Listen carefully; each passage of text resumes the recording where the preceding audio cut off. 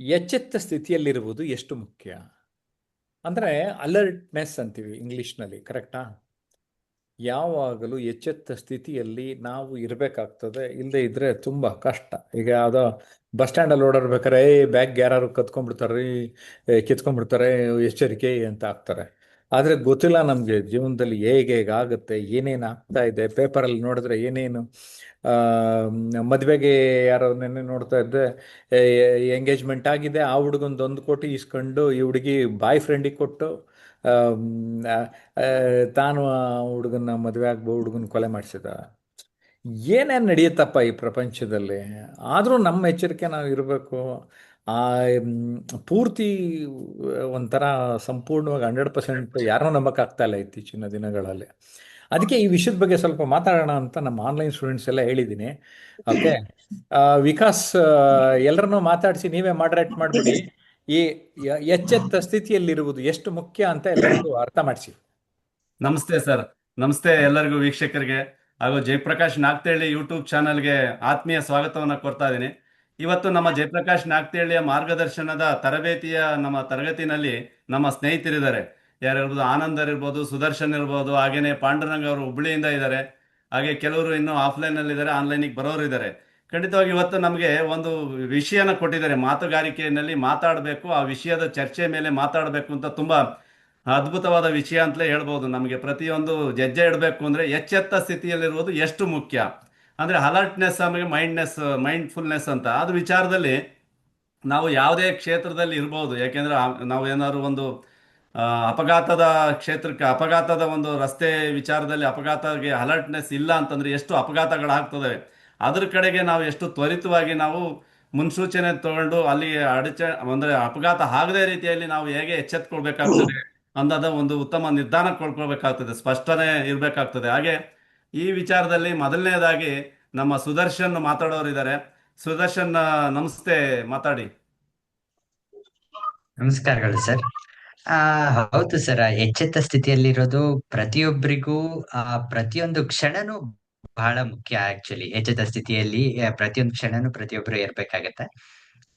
ಆ ನೀವ್ ಹೇಳ್ದಾಗೆ ಹೌದು, ಈ ಆಕ್ಸಿಡೆಂಟ್ಗಳು ಬಹಳ ಜಾಸ್ತಿ ಆಗ್ತಾ ಇರತ್ತೆ. ಒಂದ್ ಕ್ಷಣನೂ ಅಲ್ಲ, ಒಂದು ಕ್ಷಣಕ್ಕಿಂತ ಕಡಿಮೆ ನಾವು ಕಣ್ಣು ಮಿಟಿಕ್ಸಿಗೆ ತೆಗಿಯೋದ್ರೊಳಗಡೆ ಆಲ್ರೆಡಿ ಒಂದು ಆಕ್ಸಿಡೆಂಟ್ ನಡೆದೇ ಹೋಗ್ಬಿಟ್ಟಿರುತ್ತೆ. ಆ ರೀತಿ ಎಲ್ಲ ಬಹಳಷ್ಟು ಪ್ರಾಬ್ಲಮ್ಗಳು ಆಗ್ತಾ ಇರತ್ತೆ. ಆದ್ರೆ ಎಚ್ಚೆತ್ತ ಸ್ಥಿತಿಯಲ್ಲಿ ಅಂತ ಹೇಳ್ಬಿಟ್ಟು ಅನ್ಕೊಂಡಾಗ ನಾವು ಬರೀ ಆ ಆ, ನಾವು ಮಾಡೋ ಕೆಲ್ಸದ ಮೇಲೆ ಎಚ್ಚೆತ್ತ ಸ್ಥಿತಿಯಲ್ಲಿ ಇರ್ಬೇಕಾಗತ್ತೆ. ನಾವು ಯಾವಾಗ್ಲೂ ನಾವು ನಮ್ಮ ಕಡೆ ಗಮನ ಕೊಡ್ತಾ, ನಮ್ಮ ಕೆಲ್ಸಗಳ ಕಡೆ ಗಮನ ಕೊಡ್ತಾ ಇರ್ಬೇಕಾಗತ್ತೆ. ಮತ್ತೆ ಇದು ವೆಹಿಕಲ್ಗಳ ಮೇಲೂ ಕೂಡ ತುಂಬಾ ನಿಗಾ ವಹಿಸ್ಬೇಕಾಗತ್ತೆ. ಬರೀ ದಿನನಿತ್ಯ ಕಾರ್ಯಗಳಲ್ಲಿ ಅಷ್ಟೇ ಅಲ್ಲ, ನಾವು ಎಚ್ಚೆತ್ತ ಸ್ಥಿತಿಯಲ್ಲಿ ಅಂದ್ರೆ ಅಷ್ಟೇ ಅಲ್ಲ, ಅದಾದ ನಂತರ ನಾವು ಕೆಲವು ನಿರ್ಧಾರಗಳನ್ನ ತಗೊಳ್ಳುವಾಗ್ಲೂ ಕೂಡ ಬಹಳ ಎಚ್ಚೆತ್ತ ಸ್ಥಿತಿಯಲ್ಲಿ ಇರ್ಬೇಕಾಗತ್ತೆ. ಅಂದ್ರೆ ಯಾವಾಗ್ಲೂನು ಅಲರ್ಟ್ ಆಗಿ ಇರ್ಬೇಕಾಗತ್ತೆ. ಹೇಗೆ ಅಂದ್ರೆ ಒಂದ್ ಗಾದೆ ಕೇಳಿರ್ಬೋದು, ಖುಷಿಯಲ್ಲಿ ಮಾತು ಕೊಡಬಾರ್ದು, ಸಿಟ್ಟಲ್ಲಿ ಇದ್ದಾಗ ನಿರ್ಧಾರ ತಗೊಳ್ಬಾರ್ದು ಅಂತೇಳಿ. ಇದನ್ನ ಜಸ್ಟ್ ಈ ಗಾದೆನೆ ನಮಗ್ ನೆನ್ಪಿಸುತ್ತೆ ನಾವು ಅಲರ್ಟ್ ಆಗಿರೋದು, ಯಾವಾಗ್ಲೂ ಎಚ್ಚರವಾಗಿರೋದು ಎಷ್ಟು ಮುಖ್ಯ ಅಂತ ಹೇಳ್ಬಿಟ್ಟು. ಅಂದ್ರೆ ನಾವು ತಗೊಳ್ಳುವಂತಹ ಪ್ರತಿಯೊಂದು ನಿರ್ಧಾರ ಆಗಿರ್ಬಹುದು, ಪ್ರತಿಯೊಂದು ಕೆಲಸ ಆಗಿರಬಹುದು, ಅಥವಾ ಪ್ರತಿಯೊಂದು ಕ್ಷಣನೂ ಕೂಡ ಎಚ್ಚೆತ್ತ ಸ್ಥಿತಿಯಲ್ಲಿ ನಾವ್ ಎಷ್ಟು ಇರ್ತೀವಿ ಅಷ್ಟೇ ನಮಗೆ ಒಳ್ಳೇದು. ಮತ್ತೆ ನಾವು ಮಾಡುವಂತಹ ಕಾರ್ಯಗಳಲ್ಲೂ ಅಷ್ಟೇ ಸುಲಭವಾಗಿ, ಅಷ್ಟೇ ಚೆನ್ನಾಗಿ ನಾವು ಮುಂದುವರ್ಸ್ಕೊಂಡು ಹೋಗ್ಬಹುದು ಅನ್ನೋದು ನನ್ನ ಅನಿಸಿಕೆ. ಧನ್ಯವಾದಗಳು. ಖಂಡಿತವಾಗಿಯೂ ನಮಗೆ ಎಚ್ಚೆತ್ತ ಸ್ಥಿತಿನಲ್ಲಿಗೆ ನಮ್ಮ ಮನಸ್ಸು ಅದ್ರ ಕಡೆಗೆ ಗಮನ ಹರಿಸಿದ್ರೆ, ಅಂದ್ರೆ ಏಕಾಗ್ರತೆ ಕಡೆಗೆ ಇದ್ರೆ, ಒಂದು ನಾವು ಎಚ್ಚೆತ್ತ ಸ್ಥಿತಿನಲ್ಲಿ ಇದ್ರೆ ಯಾವುದೇ ಅವಘಡಗಳನ್ನ ತಪ್ಪಿಸ್ಬೋದು ಅಂತ ಹೇಳಿದ್ರಿ. ಹಾಗೇನೆ ನಮ್ಮ ನಮ್ಮ ರಾಜ್ಯ ಪೊಲೀಸ್ ಇಲಾಖೆಯ ಒಂದು ಪೊಲೀಸ್ ಕಾನ್ಸ್ಟೇಬಲ್ ಆಗಿ ಮೈಸೂರಿಂದ ಆನಂದ್ ಅವರಿದ್ದಾರೆ. ಆನಂದ್ ಅವರು ಸಾರ್ವಜನಿಕರಿಗೆ ಎಷ್ಟು ವಿಶೇಷವಾಗಿ ಅಲರ್ಟ್ನೆಸ್ ಇರಬೇಕು ಅಂತ ನಮ್ಗೆಲ್ಲ ಹೇಳಲಿಕ್ಕೆ ಇದ್ದಾರೆ. ನಮಸ್ತೆ ಆನಂದ್ ಅವರೇ, ಮಾತಾಡಿ. ಸರ್ ನಮಸ್ತೆ ಸರ್. ಎಚ್ಚೆತ್ತ ಸ್ಥಿತಿಲಿ ಅಂದ್ರೆ ಈಗ ರೋಡಲ್ಲಿ ಒಂದು ಗಾಡಿ ಹೋಯ್ತಾ ಇರ್ತಿದೆ ಸರ್, ಏನೋ ಅಕಸ್ಮಾತ್ ಟಚ್ ಆಗ್ಬಿಡ್ತು. ಆದ್ರೆ ಆಗೇನಾಯ್ತು, ನಮ್ಗೆ ಟಚ್ ಮಾಡ್ತಿದೆ ಅನ್ಕೊಂಡು ಜನ ಏನ್ ಮಾಡ್ತಾರೆ ಸರ್, ಇದು ಹೊಡೆ ಕೊಟ್ಟೈತ್ರಿ ಸರ್, ಅಲ್ಲೇ ಇದ್ ಮಾಡ್ಬಿಡುದು, ಒಬ್ರಿಗೊಬ್ರು ಗಲಾಟಿ ಮಾಡ್ಕೊಳ್ಳೋದು, ಇದ್ ಮಾಡೋದು, ಈ ತರ ಎಲ್ಲ ಆಗೋಯ್ತವ ಸರ್. ಅದ್ರ ಬದಲು ಆಯ್ತು ಬಿಡು ಟಚ್ ಆಯ್ತು ಅಂದ್ಬಿಟ್ಟು ಅದನ್ನ ಅಕ್ಸೆಪ್ಟ್ ಮಾಡ್ಕೊಂಡು ಮುಂದೆ ಕೊಟ್ಟಬಿಟ್ರೆ ಅಲ್ಲಿ ಏನು ಪ್ರಾಬ್ಲಮೇ ಇರಲ್ಲ ಸರ್. ಅಷ್ಟು ಸ್ಟೇಷನ್ ಬರೋದು ಇದು ಹೋಗೋದು ಎಲ್ಲ ಸಾಲ್ವ್ ಆಗ್ಬಿಡ್ತಾವ ಸರ್. ಅದರಿಂದ ಅದೊಂದು ಎಚ್ಚರಿಕೆ ಸ್ಥಿತಿಯಲ್ಲಿ ಇರ್ಬೇಕು ಸರ್. ಆತರ ಇರ್ಬೇಕು. ಮತ್ತೆ ಇನ್ನು ಯಾವ್ದೇ ಪ್ಲೇಸ್ ಹೋಗ್ಲಿ ಸರ್, ಏನೇ ಮಾಡ್ಲಿ, ಯಾವುದು ಪ್ರತಿಯೊಂದು ಪ್ಲೇಸ್ ಅಲ್ಲಿ ಹೋಗ್ಬೇಕಾದ್ರೂ ಎಚ್ಚರವಾಗಿರ್ಬೇಕು ಸರ್. ಪ್ರತಿಯೊಂದು ಇದ್ರಲ್ವ ಒಬ್ಬ ವ್ಯಕ್ತಿ ಏನೇ ಸರ್, ಈಗ ಅಂದ್ರೆ ಯಾರನ್ನೇ ನಂಬಕು ಏನ್ ಮಾಡ್ಕೊಂಡ್ರ ಯಾರನ್ನೂ ನಂಬಕ್ ಹೋಗ್ಬಿಡು ಸರ್ ಈ ಕಾಲದಲ್ಲಿ. ಓಕೆ. ಯಾರನ್ನೇ ಇಲ್ಲಿ ಈ ಪ್ರೆಸೆಂಟ್ ಪ್ರಸ್ತುತ ಕಾಲದಲ್ಲಿ ಪ್ರಸ್ತುತ ಸಲ ಈಗ ಯಾವುದೇ ಕಾಲದಿಂದ ಸರ್ ಅದು ಯಾರನ್ನು ಜಾಸ್ತಿ ನಂಬಕು ಅತಿಯಾಗಿ ನಂಬಕ್ ಹೋಗ್ಬಿಡುದು. ಆಮೇಲೆ ಅಟ್ಯಾಚ್ಮೆಂಟ್ ಇರ್ಬೇಡ ಸರ್. ಅಂದ್ರೆ ನಂಬಿಕೆ, ನೀವ್ ಹೇಳೋ ಪ್ರಕಾರ ನಂಬಿಕೆ ಮುಖಾಂತರ ಹಣಕಾಸು ವಿಚಾರದಲ್ಲಿ ನಂಬಿ ದುಡ್ಡು ಕೊಟ್ರೆ ಹಣಕಾಸು ಮಂಗಮಾಯ ಮಾಡ್ತಾರೆ, ಎಲ್ಲಾ ವಿಚಾರದಲ್ಲೂ ಮಂಗಮಾಯ ಮಾಡ್ತಾರೆ ಅಂತ ಅದೇ ಸರ್, ಹೇಳ್ತಾ ಅದು ಇದ್ದೀವಿ. ಹುಷಾರ ಅಂದ್ರೆ ನಂಬಿಕೆ ಅಂದ್ರೆ ಎಷ್ಟು ಸರ್, 100ಕ್ಕೆ 5% ಜನ ಅಷ್ಟೇ ಇರ್ಬೋದು ಸರ್. ಆ 5% ಜನ ಐಡೆಂಟಿಫೈ ಮಾಡೋದು ಮುಖ್ಯ ಸರ್. ಓಕೆ. ಮೊದಲಿ 5% ಜನ ನಂಬಿಕೆ ಇರ್ತಾರೆ, ಅವ್ರನ್ನ ಐಡೆಂಟಿಫೈ ಮಾಡ್ಕೊಂಡು ಅವ್ರ ಮೇಲೆ ನಂಬಿಕೆ ಇಟ್ರೆ ಇನ್ನೊಂದು ಸರ್. ಮಿಕ್ಕದು 95% ಜನ ಸರ್ ಇದು ಇನ್ನೆಲ್ಲ ಬರೀ ಕೈ ಎತ್ತವ್ರೆ ಸರ್.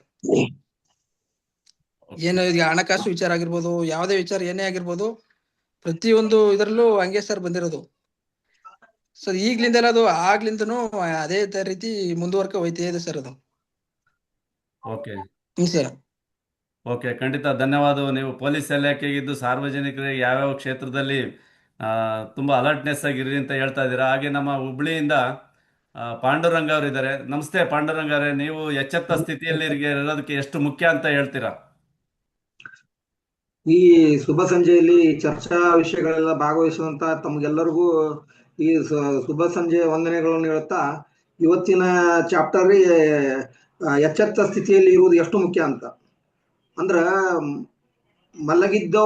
ಮಲಗಿರೋನ ಅದೃಷ್ಟ ಮಲಗಿರುತ್ತದೆ ಸರ್, ಎಚ್ಚರಗೊಳ್ಳುವವನ ಅದೃಷ್ಟ ಎಚ್ಚರಗೊಂಡಿರ್ತದೆ. ಇದು ಕೇವಲ ಮಾತಲ್ಲ ಸರ್, ಬದುಕುವ ಮಹಾಮಂತ್ರ. ಕಣ್ಣು ತೆರೆದಿರುವುದು ಬೇರೆ, ಜೀವನದ ಬಗ್ಗೆ ಎಚ್ಚೆತ್ತಿರುವುದು ಬೇರೆ. ನಿದ್ರೆಯಿಂದ ಎದ್ದವನು ದಿನವನ್ನು ನೋಡುತ್ತಾನೆ, ಎಚ್ಚೆತ್ತನು ತನ್ನ ಭವಿಷ್ಯವನ್ನು ರೂಪಿಸುತ್ತಾನೆ. ಅದೇ ರೀತಿ ನಮ್ಮ ಕನ್ನಡದ ಮಹಾಕವಿ ಕುವೆಂಪು ಹೇಳದಂಗೆ, ಓ ನನ್ನ ಚೇತನ ಆಗು ನೀ ಅನಿಕೇತನ.